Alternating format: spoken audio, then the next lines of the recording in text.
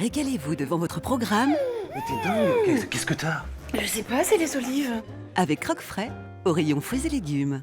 Savourez un bon moment devant 9h50 le matin avec Elgidium, dentifrice anti-plaque. Elgidium, complice de chaque sourire. Bonjour à tous, bienvenue à vous, c'est 9h50 le matin en Bretagne. On vous embarque pour 52 minutes d'émission. Alors ce matin, nous allons faire une belle rencontre avec la comédienne et metteur en scène d'origine briochine, Léna Pogam. Elle viendra nous parler du Lincéus Festival qui se tiendra sur la commune de Binic et Table-sur-Mer du 28 juin au 1er juillet. C'est un festival atypique qui, à travers ses résidences d'artistes, défend une démarche artistique qui se frotte au réel et s'imprègne du territoire. Vous verrez cela tout à l'heure. Nous vous emmènerons également sur un chantier pas comme les autres à Rennes où des artistes et des artisans collaborent avec des jeunes en situation de fragilité pour les aider à trouver leur place dans la société. Nous ferons à la suite un zoom sur les offres d'emploi bretonnes de notre expert en recrutement Sébastien Nour, que vous connaissez bien. Et puis on plongera aussi dans les collections du musée des Beaux-Arts avec notre ami le conservateur François Coulon, le musée des Beaux-Arts de Rennes bien sûr. Il nous présentera l'un de ses trésors, un petit tableau du peintre anversois Jan van Kessel. Sans oublier l'ami Billy avec aujourd'hui une escapade au jardin Rocambole à Cornu en Ille-et-Vilaine. Voilà, c'est maintenant l'heure de votre météo. Est-ce que le soleil montera sur les planches, ma chère Catherine? Bonjour. Bonjour Laurence, et il va même finir par brûler les planches.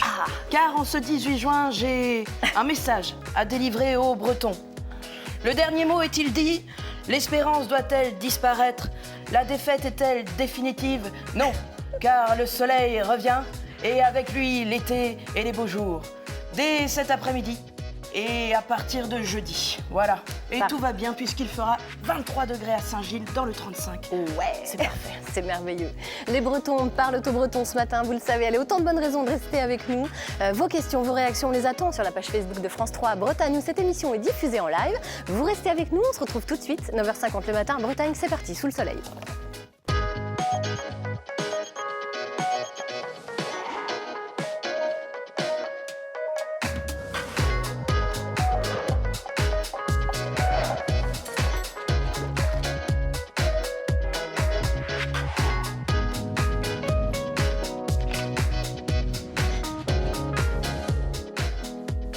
Bonjour à tous, bienvenue à vous, bienvenue dans cette émission, 9h50 le matin Bretagne, c'est la vôtre.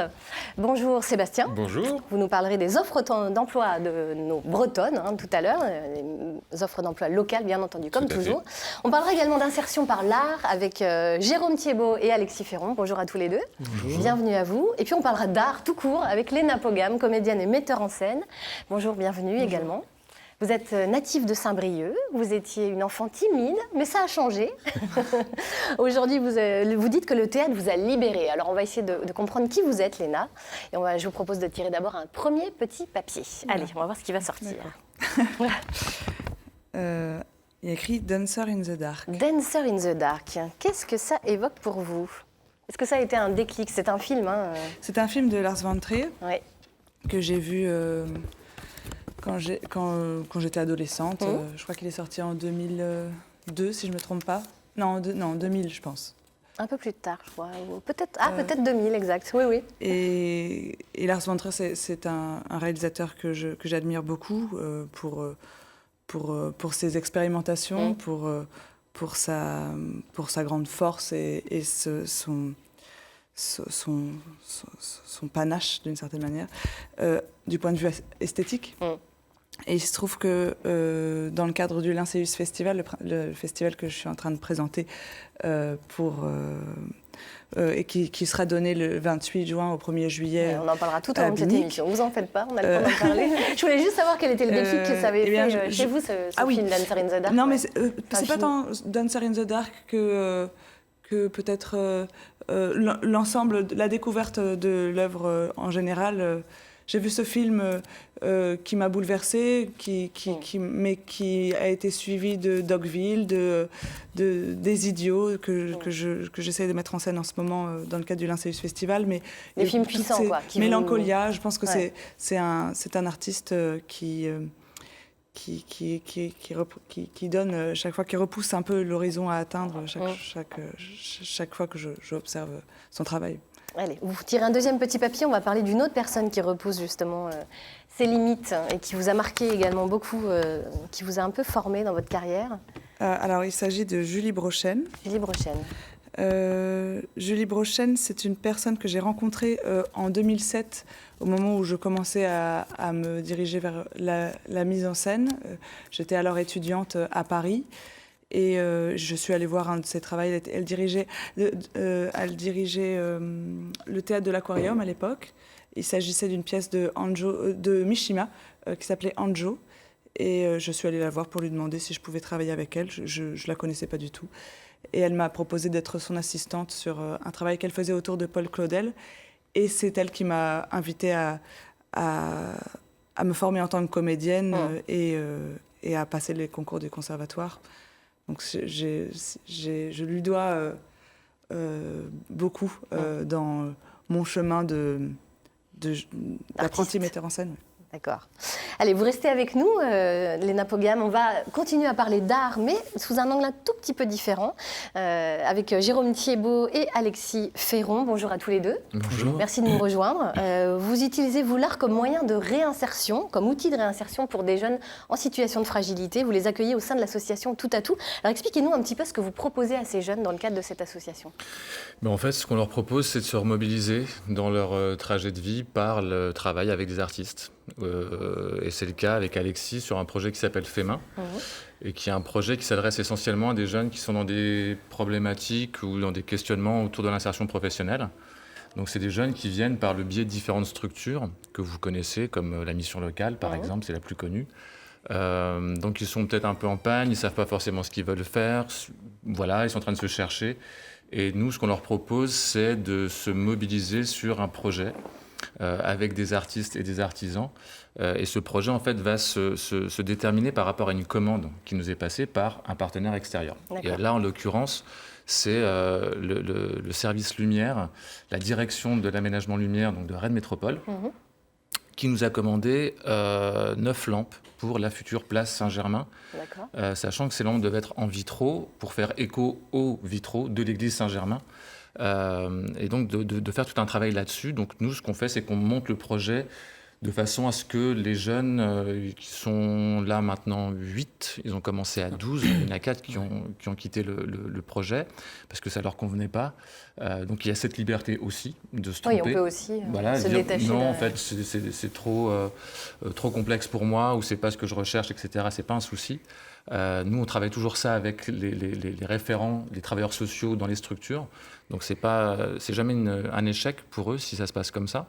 Mais là, en l'occurrence, on leur dit, voilà, vous avez 2 mois. Et pendant 2 mois, il y a à peu près une centaine d'heures de travail pendant les 2 mois.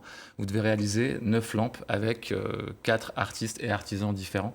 Ça doit être prêt pour le 6 juillet et vous les remettez en main propre au commanditaire le 6 juillet. Sachant qu'ils n'ont jamais fait ça de leur vie avant. Ils n'ont jamais fait de vitrail. Sacré défi. Voilà, ils n'ont jamais fait de dessin ou de métal, puisqu'on a travaillé le métal aussi. Mais comme ils sont accompagnés par des gens bienveillants, eh bien, ça se passe bien. Et ils acquièrent petit à petit en fait, des savoir-faire. Alors, comment ça se passe très concrètement, du coup, ce chantier? On va appeler ça comme ça, oui. Ça se passe comment? Donc on procède par étapes. D'abord, les jeunes ont rencontré Marine, qui intervient aussi sur le projet pour la composition, pour la partie composition artistique, dessin. Donc il y a eu un premier atelier avec elle pour le travail de la ligne, de la couleur. Et ensuite, ils sont venus à l'atelier pour mettre en forme et en verre ce travail effectué par Marine. Donc c'est une formation, une courte formation pour apprendre la coupe du verre. Voilà, là ce sera en l'occurrence un travail de coupe de verre et des verres de couleur posés sur un verre transparent qui sera ensuite fusionné puis bombé. Donc là, le travail consiste en reporter le dessin sur un carton qu'on découpe en calibre. Les pièces calibrées, du coup, sont découpées en verre. Et c'est un travail de longue haleine, puisque c'est un assemblage, comme on voit sur les photos, de plein de petites pièces qui demandent beaucoup d'ajustements. C'est quand même très technique à la base. Donc moi, je suis là pour accompagner, encadrer, expliquer, former, rassurer, parce qu'il y en a qui se découragent un petit peu, mais... C'est la première fois que vous collaborez avec l'association Tout à Tout? Non, c'est la deuxième. On a travaillé pour le manoir de Thizé avec l'association du Bout du Plongeoir, il y a 2 ans. Qu'est-ce que ça apporte justement de travailler avec des personnes comme ça qui cherchent leur chemin justement? Est-ce que c'est un plus finalement aussi pour vous? Qu'est-ce que ça apporte? Qu'est-ce que ça m'apporte moi? C'est des rencontres, découvrir des gens qui viennent de milieux, des jeunes qui viennent de milieux que je ne connais pas forcément. Et de voir que c'est des jeunes qui ont beaucoup de motivation, de talent et je découvre que voilà, ils méritent qu'on leur fasse confiance déjà. Parce que c'est vrai que c'est des gens que je ne suis pas amenée à rencontrer au cours de l'année. Et donc ça, c'est bien, ça m'apporte beaucoup pour ça. Et puis la transmission, voilà, faire connaître aussi le métier, faire découvrir des choses. Le métier de vitrailliste. Voilà. Jérôme, c'est un tremplin vers l'emploi aussi pour ces jeunes. Vous le constatez évidemment à chaque mission. Qu'est-ce que vous en attendez, vous, pour ces jeunes? Moi, j'attends déjà qu'ils se fassent confiance quand ils font ce projet-là. C'est-à-dire qu'ils renouent avec une certaine idée de « je suis capable de », pour certains. Pour d'autres, ça va être complètement différent. Je suis ravi de voir l'envoi des images quand ils ont travaillé la métallerie. Et il y avait une idée préconçue sur la métallerie qui était assez... voilà, on voyait un petit peu le forgeron dans Astérix, quoi. Le gros bourrin qui tape dessus et les mecs se disaient « oh là là, ça va pas le faire ». Et ils ont rencontré Boris, qui est un artisan vraiment exceptionnel, qui a séduit par sa pratique les jeunes. Et à l'issue des ateliers sur lesquels moi j'étais avec eux, là, sur cet atelier qu'on voit, il y a eu 2 prises de contact, dont une vraiment sérieuse d'une jeune fille qui lui a dit « mais moi, ça me ravit de faire ça. Est-ce qu'on peut se revoir après? Est-ce que tu serais d'accord pour m'accepter en alternance ?»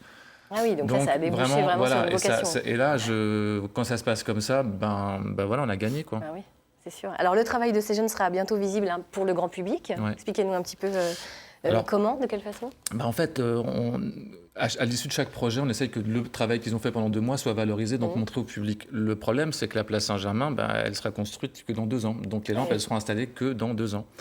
Donc on s'est dit, on va inventer une place Saint-Germain bis, avec Stéphane Pougnan, qui est scénographe et vidéaste, et recréer une interprétation de la place Saint-Germain dans la salle Céro, au TNB, début juillet, pendant les tombées de la nuit, et exposer donc les lampes dans leur milieu naturel, c'est-à-dire à 4 mètres de haut, voilà, fini, et ouvrir en fait les portes du théâtre aux Rennais qui pourront venir voir en fait sous forme d'exposition, installation, ce que ça va donner dans 2 ans. Et il y aura tout un travail de scénographie autour de ça. Donc en fait, on va ouvrir les portes le 6 juillet, le vendredi 6. C'est le vernissage à 18h au TNB. Voilà, donc c'est gratuit, c'est ouvert à tous. Ce sera exposé tout le samedi, c'est ça, exactement. De 15h à 21h, et l'entrée est gratuite. Exactement. Et ensuite, on remet les lampes à Rennes Métropole et ils les installeront dans 2 ans. Magnifique. Voilà. Il va falloir juste patienter 2 ans. Mais bon. Voilà. Léna, vous connaissiez ce projet? Non, c'est passionnant. Vous pensez quoi de la démarche justement? Parce que vous êtes dans une démarche atypique, vous aussi, mais c'est pas tout à fait la même chose. C'est pas tout à fait la même chose, même si il y a des croisements assez évidents dans le fait de rencontrer d'introduire la démarche de la formation auprès de publics qui ne sont pas forcément aguerris dans le domaine artistique et essayer de travailler sur ce qui peut, les prolongements, ce qui peut advenir après ces rencontres-là. Et puis ce sont quand même, on a l'habitude aussi de travailler à partir de collaborations avec des domaines de pratiques artistiques très différents, et donc de pouvoir faire intervenir des scénographes, mais aussi des apprentis scénographes. Là, on essaye de proposer à l'école d'hôtellerie de Saint-Quay-Portrieux de venir travailler, mais dans le cadre d'un spectacle, pour former des acteurs. Et donc, ce sont les jeunes apprentis qui vont aussi nous transmettre des choses. Donc vous avez plein de choses en commun, tous les 3. Et tous les 4, parce que Sébastien, forcément, vous aussi, vous vous intéressez à tout ça, parce que l'insertion, c'est aussi votre domaine. On en parlera dans quelques instants.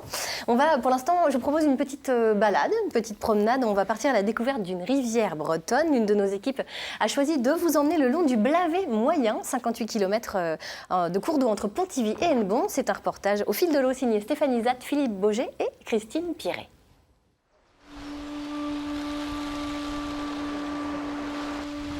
C'est bon là? Tu peux y aller, hein, il y a de la marge. Après les pluies de l'hiver, le Blavet est de nouveau praticable. La navigation reprend pour Lydia, Tanguy et leur bateau à fond plat Corriganaise. La saison touristique sur la rivière est enfin lancée. Aujourd'hui, en fait, les canaux bretons sont déclassés des voies navigables de France, donc on ne s'en sert plus pour le commerce fluvial, mais uniquement voilà, à but touristique, pour se promener. Mais on ne désespère pas un jour peut-être, pourquoi pas, de refaire du commerce sur les canaux, puisque nos écluses fonctionnent. C'est en 1803 que Napoléon décide de faire de cette rivière, qui n'est pas très profonde, une voie navigable entre Lorient et Pontivy pour acheminer des armes, et il va faire appel à une main-d'œuvre un peu particulière. Les condamnés aux travaux publics sont arrivés en 1805. Ils étaient 700. Ceux dont la mémoire populaire a gardé le souvenir comme des bagnards, qui n'étaient pas des bagnards.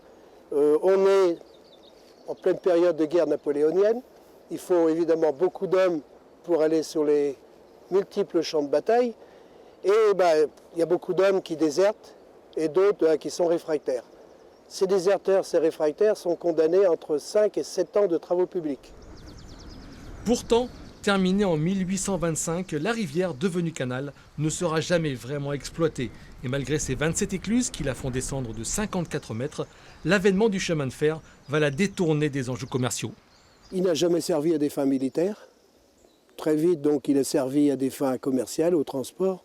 Mais ce ne sera jamais un grand succès parce que pendant des années, il y avait beaucoup trop d'inconvénients, de défauts. Et il y avait des endroits difficiles pour les mariniers parce qu'il y avait des courbes qui avaient été mal calculées, le niveau d'eau qui n'était pas suffisant. Rejoint tout au long de son cours par 4 affluents, le Blavet moyen, puisqu'il existe un haut Blavet et un Blavet maritime, sert de trait d'union entre deux mondes. En Bretagne, c'est vrai qu'on a le monde des marins et le monde des mariniers. Et ça se croise très rarement. Et l'avantage avec notre bateau, c'est qu'on peut effectivement passer d'un milieu à un autre et faire le lien entre ces deux milieux. Et proposer aussi aux gens de découvrir le canal et aussi, pourquoi pas, les amener après vers le maritime et l'inverse.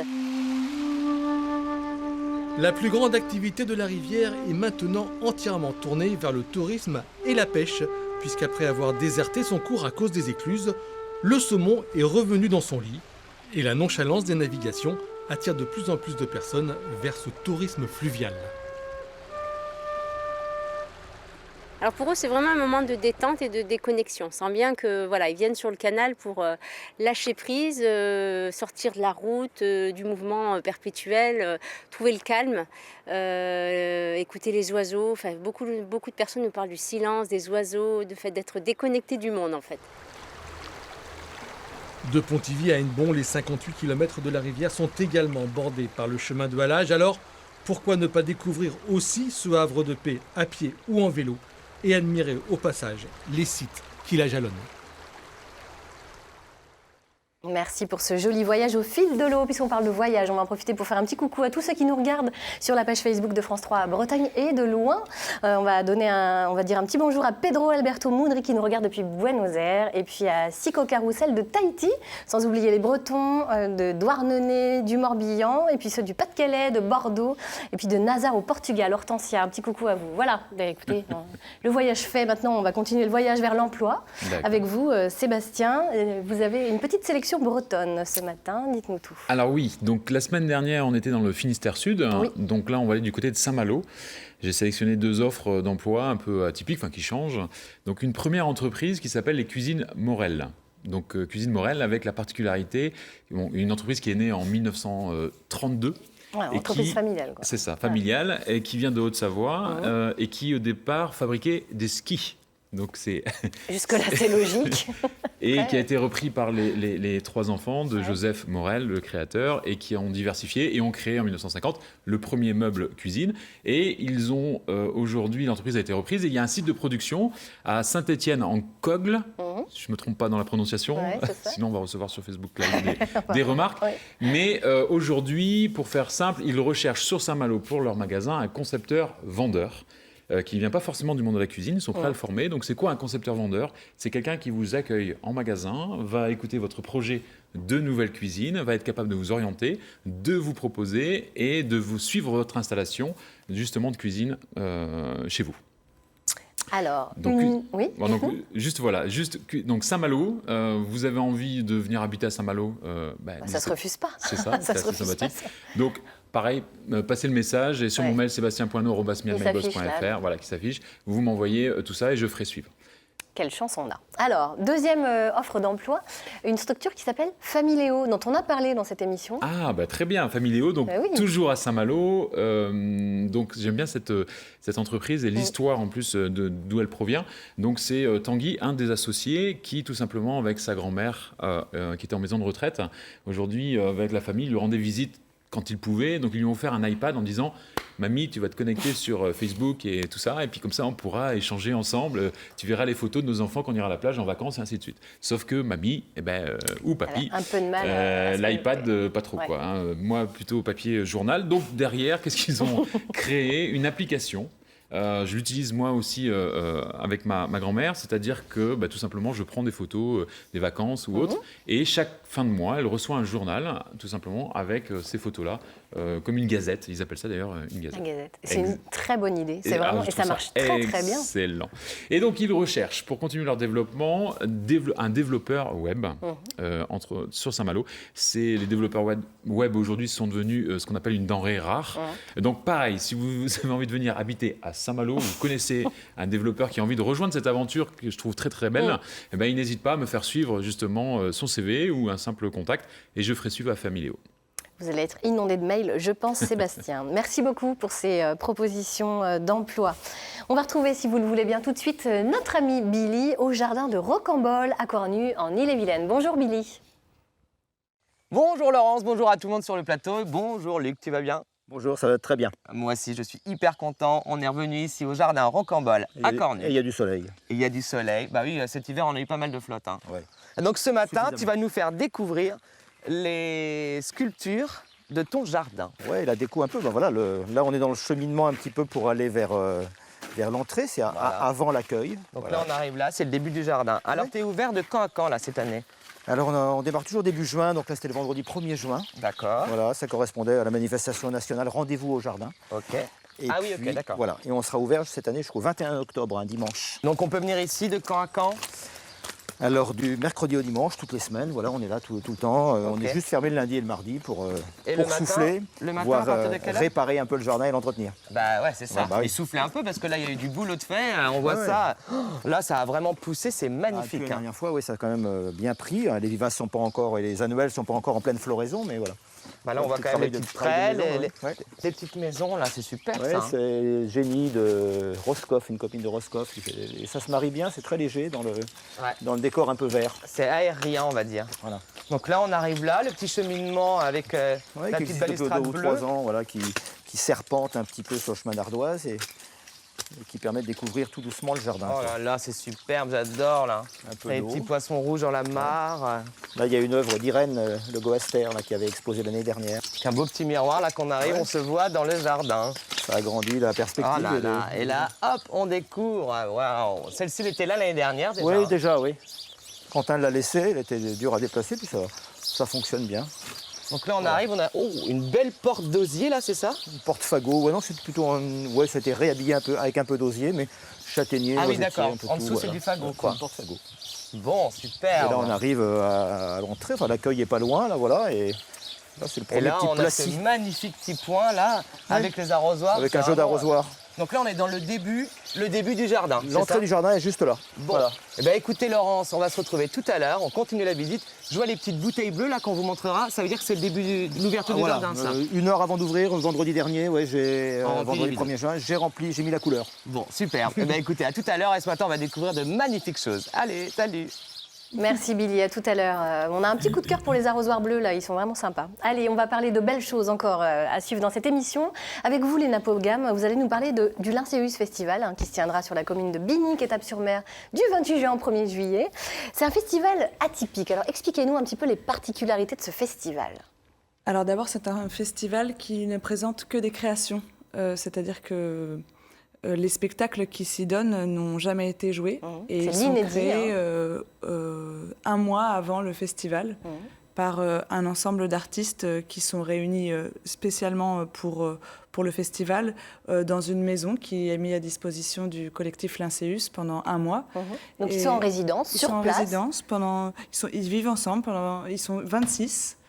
Et ils se débrouillent, les tours de cuisine, les tours de ménage et tout ça. Et en même temps, créer, là cette année, on a 9 créations qui vont être 9 créations théâtrales qui vont être présentées, théâtrales et musicales d'ailleurs, puisqu'il y a des spectacles qui sont plus tournés vers la musique. Et les acteurs jouent sur 2 spectacles en même temps, donc ils répètent le matin un spectacle et l'après-midi un autre. Et tout ça pendant un mois. Ce qui donne donc aussi, c'est une immersion. C'est une immersion au sein de paysages. Voilà, puisque le principe de ce festival, c'est que non seulement ce sont des créations, mais ce sont des créations in situ, c'est-à-dire dans le paysage. Et donc les artistes qu'on choisit d'inviter choisissent un paysage dans Biniquetable. Ça peut être une forêt, comme ça peut être la plage, comme ça peut être là par exemple, on voit les images d'une usine, puisque cette année et l'année dernière, des metteurs en scène ont choisi d'investir les locaux de l'usine d'escalier Rogiquel, et ils cohabitent avec les ouvriers dans cette usine en activité et partagent l'espace pour donner lieu à des représentations qui auront lieu dans le cadre du festival. Donc c'est ça, c'est vraiment un collectif qui s'intègre dans un territoire, en fait. C'est vraiment ça. Vous vous frottez au réel. Pour vous, c'est ça l'inspiration. L'inspiration peut naître justement de ce frottement, on va dire. Pas seulement l'inspiration, mais un renouvellement de la pensée du théâtre et la recherche de nouveaux spectateurs, de frottement avec ce que peut être la vie que vivent les gens qui ne vont pas au théâtre aussi, et qu'on a envie d'essayer de rencontrer. Vous venez vers eux. On vient vers eux et on occupe leur espace pour leur proposer un renouvellement de leur regard sur les plages qu'ils fréquentent, sur les rues, sur le stade de foot, sur un peu tout, et donner un peu aussi de la fiction dans ces réalités qui ne sont pas forcément toujours très joyeuses, mais que le théâtre complexifie, enrichit. Voilà. Et puis c'est un festival qui tourne autour d'une thématique chaque année. Là, c'est la 5e année du festival. On propose aux artistes qu'on invite une thématique sur laquelle ils vont écrire. Et donc là, cette année, c'est Monstres. Et l'idée est aussi de faire se croiser des problématiques différentes, des manières d'approcher le thème, des définitions, et de les mettre en comparaison, de les mettre en parallèle, et aussi de les proposer au public. Et donc, parallèlement à toutes les créations qui sont proposées, on propose des moments de rencontre, des débats mouvants, des petites tables de réflexion qui sont pas forcément, qui ne mettent pas forcément les artistes dans un coin et les spectateurs dans un autre, mais qui proposent à tous ces gens de réfléchir à ce que c'est qu'un monstre aujourd'hui, à ce qu'on se raconte avec ça, et à ce que ça peut faire avancer dans une réflexion politique, sociale, philosophique. On est tous le monstre de quelqu'un, quelque part. Hein, c'est un peu ça. Alors, c'est aussi des résidences d'auteurs. Vous avez reçu 42 textes. Oui, cette année, c'est la première année qu'on fait un appel à texte. Enfin, c'était en 2017 qu'on a lancé cet appel. Et en un mois, on a reçu 42 propositions qu'on a choisi de sélectionner en collaboration avec les éditions théâtrales avec qui on coédite un ouvrage une des pièces qui a été sélectionnée, qui a été écrite à Binic, puisque les auteurs viennent en résidence pendant une semaine ou deux, en immersion, pendant l'automne-hiver, et après elles nous livrent des textes qu'on propose à des metteurs en scène. Et donc on essaye de faire des mariages comme ça, qui sont souvent étonnants et qui constituent aussi un ensemble de contraintes, l'air libre, les répétitions multiples, la vie en communauté, la rencontre avec l'écriture de quelqu'un autour d'un thème. Enfin, toutes ces contraintes permettent à la création de trouver une grande liberté, paradoxalement, et une richesse, sans doute qu'on n'y aurait pas eu peut-être sans cela. On parlera justement de toute cette bande que vous formez à Binic Étable avec le réalisateur Sylvain Boutet tout à l'heure, qui vous a suivi pendant l'année 2017. Donc on va voir ça avec lui, ça s'appelle La Bande à Binic, on le retrouvera tout à l'heure. Ça vous inspire quoi, vous qui travaillez également dans l'art, tous les deux, Jérôme et Alexis? Une immersion comme ça? Moi, je trouve ça génial parce qu'en fait, c'est surtout, de ce que j'en comprends, d'aller à la rencontre des gens qui sont aussi dans le coin, des gens de Binic, etc. Et je trouve ça super d'aller s'inscrire dans un paysage comme ça, avec des propositions qu'on ne voit pas ailleurs et où vous accueillez a priori aussi des auteurs en création. C'est vraiment donner une place à chacun, j'ai l'impression, dans ce projet. Moi, je trouve ça super intéressant. Alexis? C'est pareil, c'est un petit peu comme le projet Tout à Tout. Ça permet aux gens de différents milieux de se rencontrer, d'être acteurs dans un domaine où on n'intervient pas forcément. Et de faire le lien entre les gens, de la culture vers des gens qui n'ont pas l'occasion d'aller au théâtre. La culture accessible à tous. La culture accessible. C'est ça. Allez, nous sommes à la moitié de cette émission. Vous restez avec nous. Je vais tout de suite retrouver notre chère Catherine qui va poursuivre son appel du 18 juin au Breton. On va voir ce que ça donne, ma chère Catherine. Qu'est-ce que vous avez retenu de la première partie de cette émission? Ce que j'ai retenu, c'est qu'aujourd'hui, encore actuellement, il y a plus de 700 000 bacheliers qui sont en train de plancher sur l'épreuve de philo. Oh là. Voilà, c'est le grand début de l'épreuve de philo. Et à savoir, donc j'ai réussi à choper des sujets. La culture nous rend-elle plus humains? Ça, c'est pour les terminales L. Et pour les terminales ES, peut-on être insensible à l'art? Vous voyez, on est vraiment là-dessus. Et ce que je vais proposer, parce qu'on est comme ça au service public télévisuel, je vais proposer des corrigés en direct à l'issue de cette émission, Laurence. Des corrigés sérieux, bien sûr. Oui. Bon, et puis eux, on leur donne allez, 3 minutes de sujet de Billy pour plancher sur le sujet, puis on les interroge juste après. Allez, on va retrouver notre ami Billy dans quelques instants. D'abord, je vous donne les titres qui seront présentés ce midi dans le journal par Éric Pinault. Nous consacrerons donc forcément une large part de notre journal au baccalauréat avec cette épreuve de philosophie qui a débuté ce matin, on vient d'en parler. Et puis notre rubrique Ondes positives nous éclairera sur la prévention des TMS, les troubles musculo-squelettiques, sur le poste de travail. Voilà, allez, mon cher Billy, où en êtes-vous? Dites-nous tout. Nous sommes de retour, Laurence, ici dans ce super jardin à Rocambole. Et là, les petites bouteilles, alors raconte-nous un petit peu cette histoire. Ça n'a pas vraiment d'histoire, c'est des petites bouteilles colorées que j'ai collées sur des tiges de saule tortueux. Qu'on met comme ça, là, pour faire joli. Avec de l'encre acrylique dedans, que je change quelquefois en cours d'été. Là, des magnifiques euphorbes. Je me la raconte un peu parce que je connais pas grand-chose en plantes, mais celle-ci, je sais que ça s'appelle des euphorbes. Il y en a un peu partout, Alors là, on arrive là, une petite sculpture de donc dans le petit Gaël Morin. Petit espace de briques et de sable, on met toujours en général un artiste qui expose. Et là, c'est Gaël Morin, donc un copain de côté de Becherel, Combourg, là, qui travaille vraiment le bois. Alors pas autour, il sculpte vraiment. Ah oui, parce que c'est sûr, si c'était directement dans les troncs. On ne pourrait pas faire ce truc oblique comme ça. Tout à fait, voilà. C'est vraiment super joli ce qu'il fait comme boulot. Il est d'où, t'as dit? Il est du côté de Combourg. Ici, j'adore ce petit coin là. Ça s'appelle comment ça ici?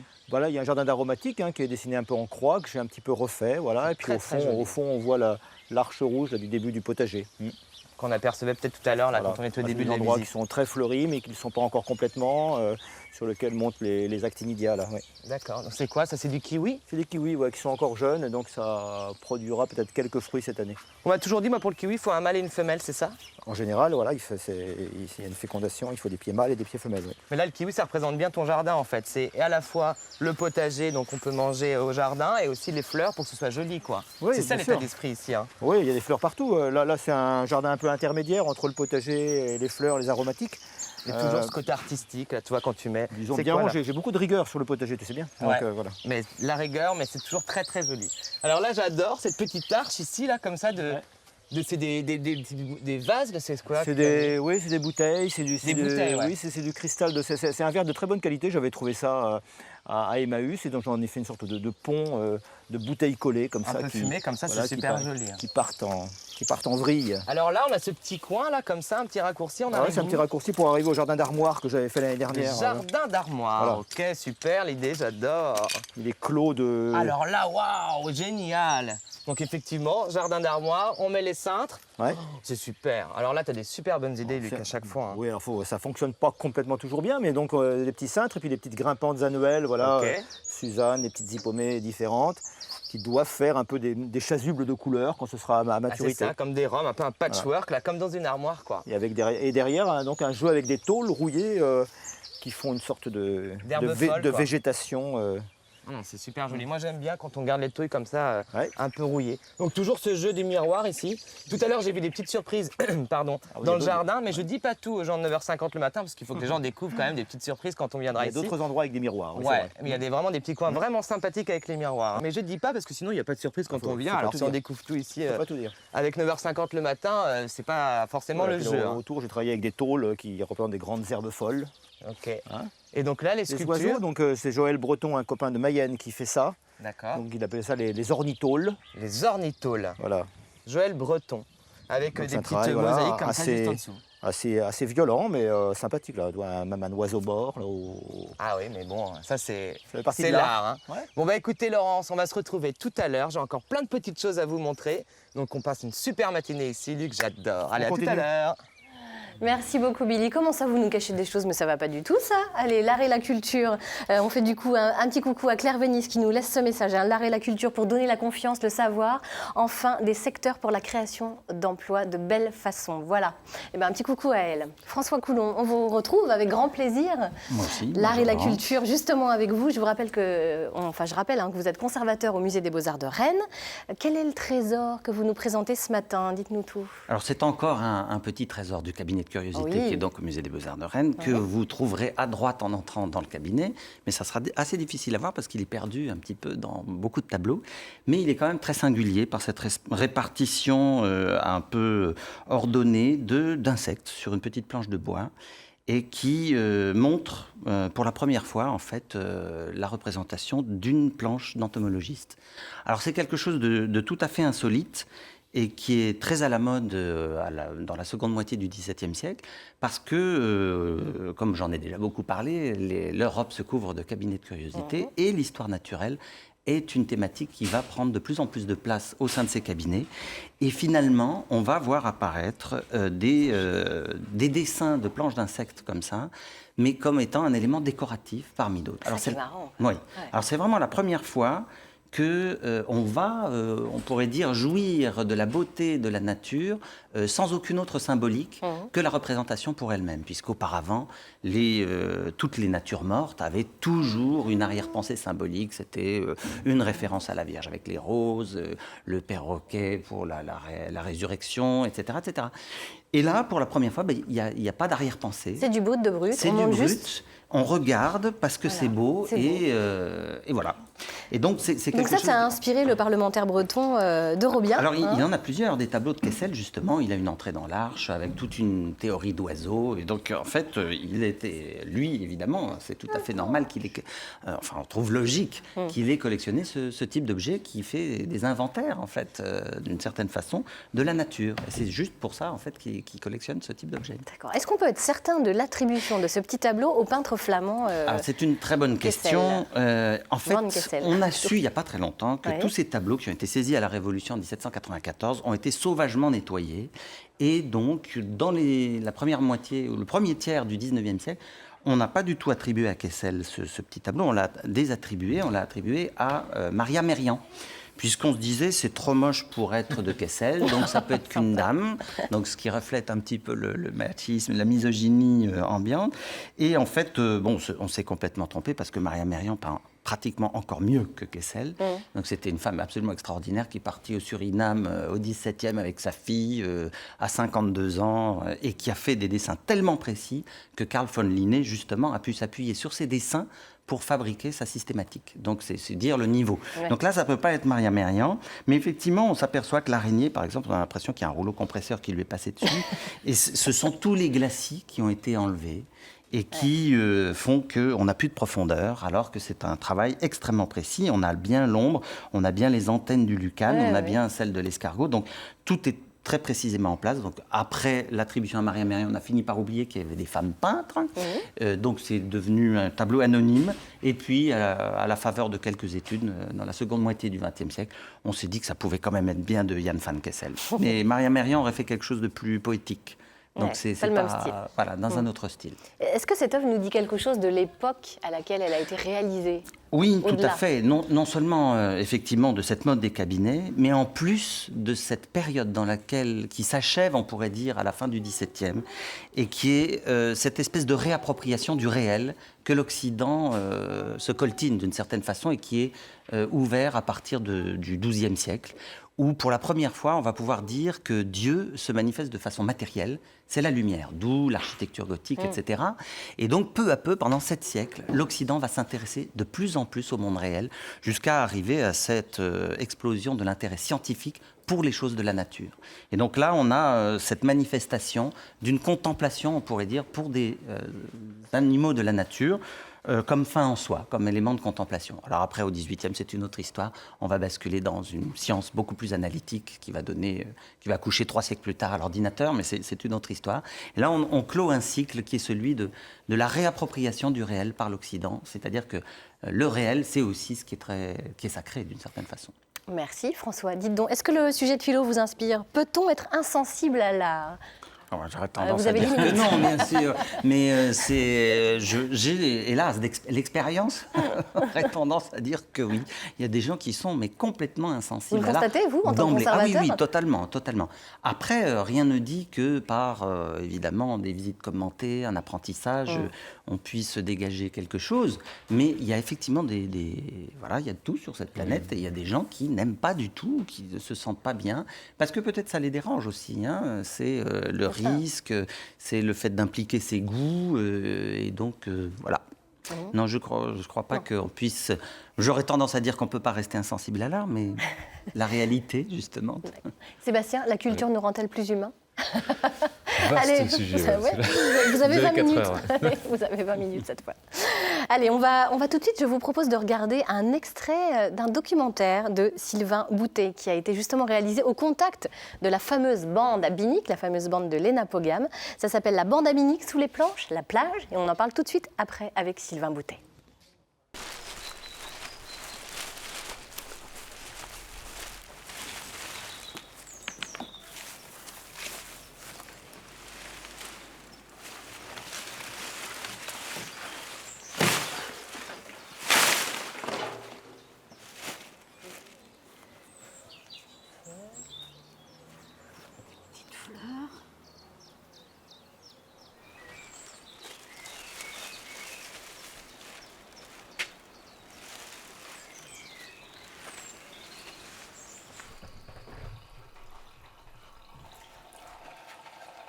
Ah, c'est beau.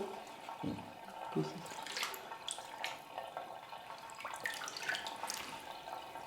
j'emmène la rivière.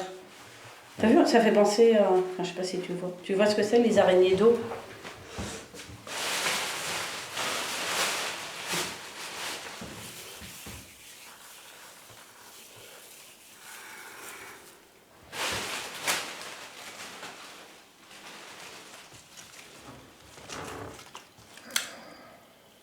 Faut que ce soit très lent pour aussi que tu lâches ta tête et que tu laisses la place à Narcisse d'habiter.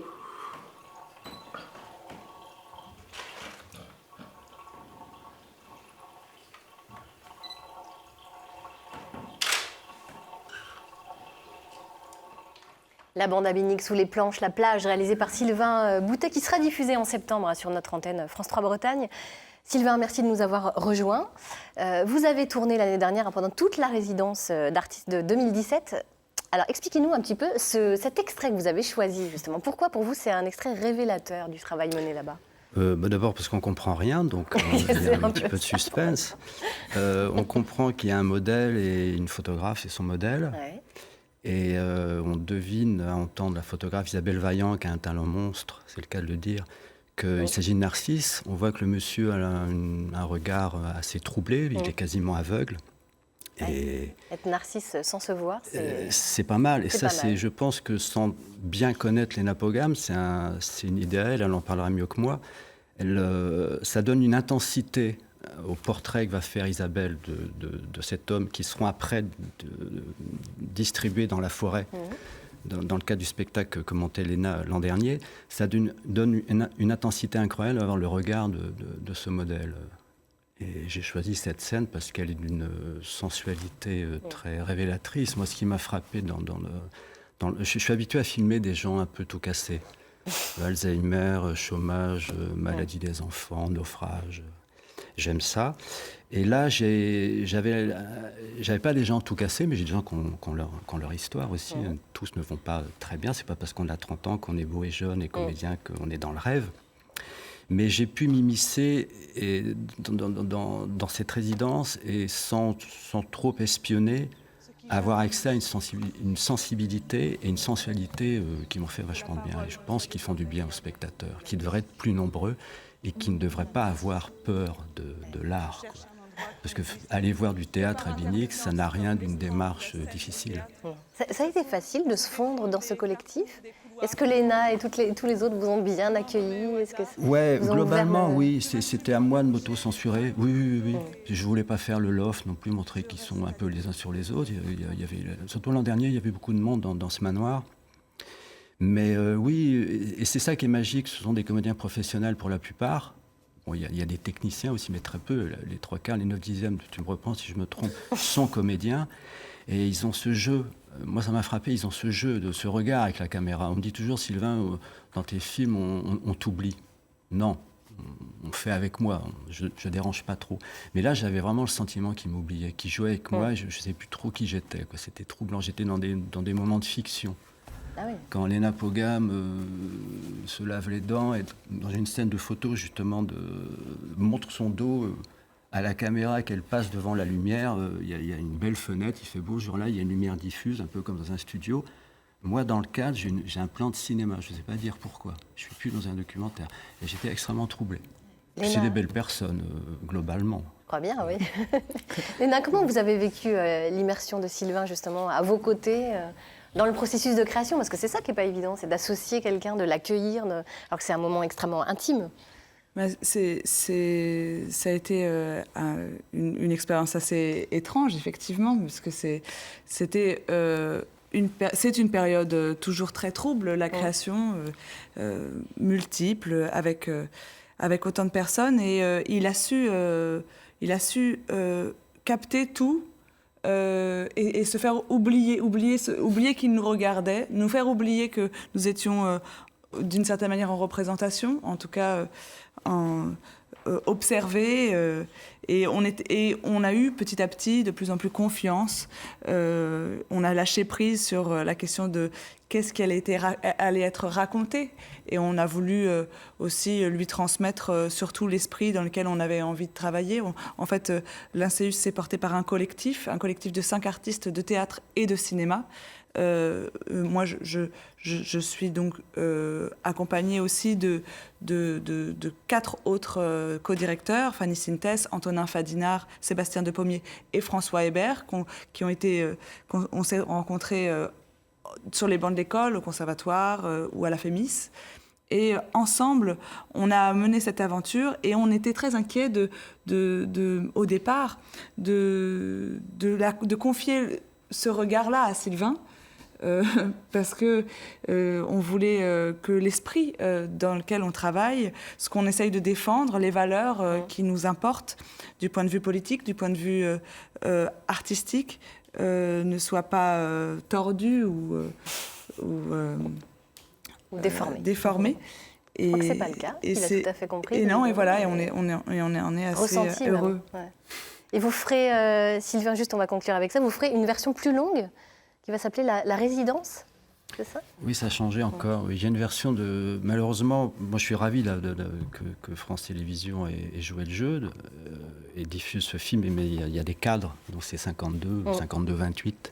J'ai fait une version de 78 minutes qui est pas plus étendue forcément, peut-être plus fidèle aussi à ce que j'ai vécu. Elle existe, mais elle a encore changé de nom. J'ai repris cette phrase sublime qui tourne souvent en boucle dans ma tête. Voici le jour où nous y croyons. Et c'est le titre du film, tout simplement. Génial. Il a encore Voici changé. le jour et nous y croyons. Voilà. Ce sera le titre. C'est notre devise.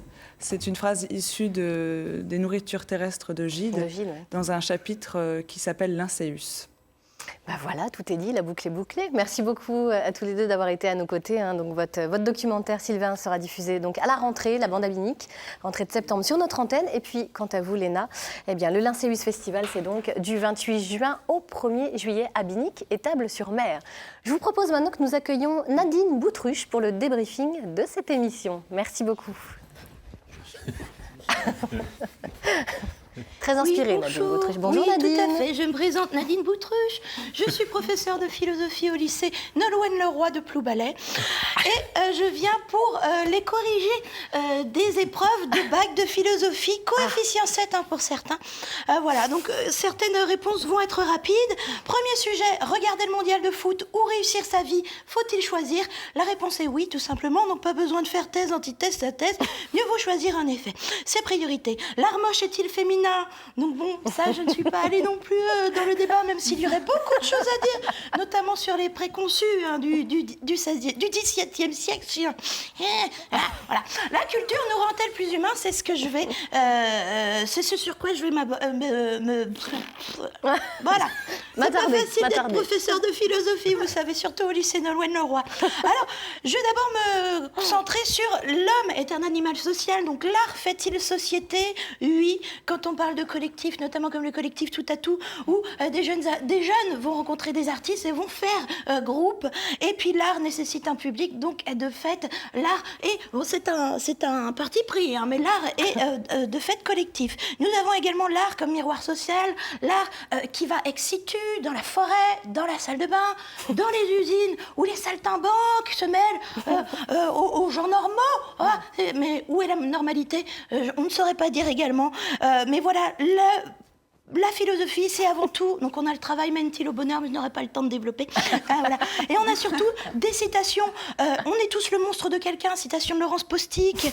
L'art est un oiseau mort, citation de Billy. Et l'art, c'est à droite, en rentrant dans le cabinet, à ne pas confondre à gauche, au fond du couloir, bien sûr. Et là, c'est non attribué, il me semble. Voilà, je vais vite, hein, mais bon, c'est vite fait. Hein. Bon, moi, je vous donne 20 sur 20. Merci. Voilà. Allez, merci beaucoup, Nadine.